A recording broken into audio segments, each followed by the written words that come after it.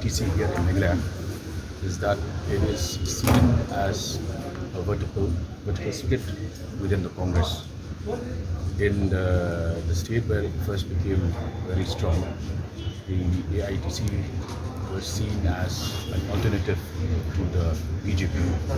But in the case of Meghalaya, the perception and in fact the reality is that because of the split in the Congress, reducing it to a mere shadow of its presence all of these years, so the AITC is now seen as an emerging challenger to the power politics of Meghalaya before 2023. You see, I have always maintained that in Meghalaya, our politics is individual driven. It is personality based. Therefore, political parties do not have much of a space, and the electorate elects individuals rather than political parties. At least in the Khasi Jatiya sector, that is the case.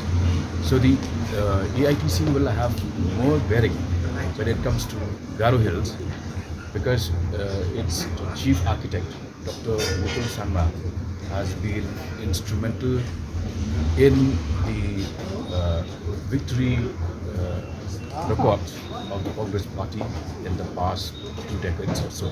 So to that extent, the AITC will have more importance, more bearing on the political scenario in the case of Garo Hills. But in the case of Khasi and Jatiya sector, I reiterate that our politics here has always been individual driven and based around personalities and candidates and not political parties. It is difficult to first be on your feet and even more difficult to make imprints.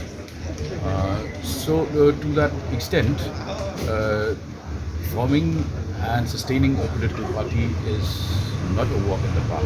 It is a difficult task, to be certain. My immediate reading is that the AITC Congress split will play a very significant role in the Garo Hills sector, and especially with the Congress being reduced to just 5 MLAs in the Khasi Jatiya sector, and also the emerging news that even MDCs are all deserting the Congress.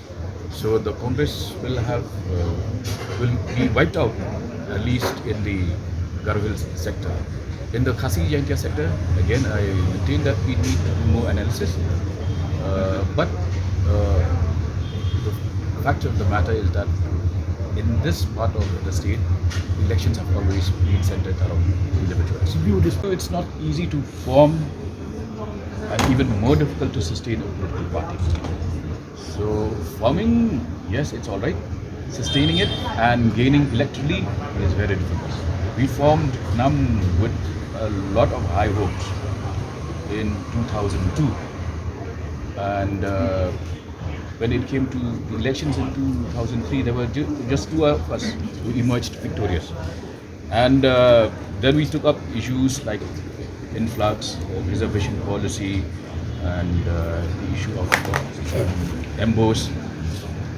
In 2005, I even stepped down as minister. But what happened in 2008?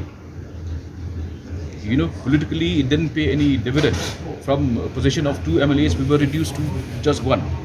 So that's the story of political parties. So sustaining it will be really tough. But in the case of AITC, since it's a split within the party, and the majority is in fact with the AITC now, it's a different story altogether.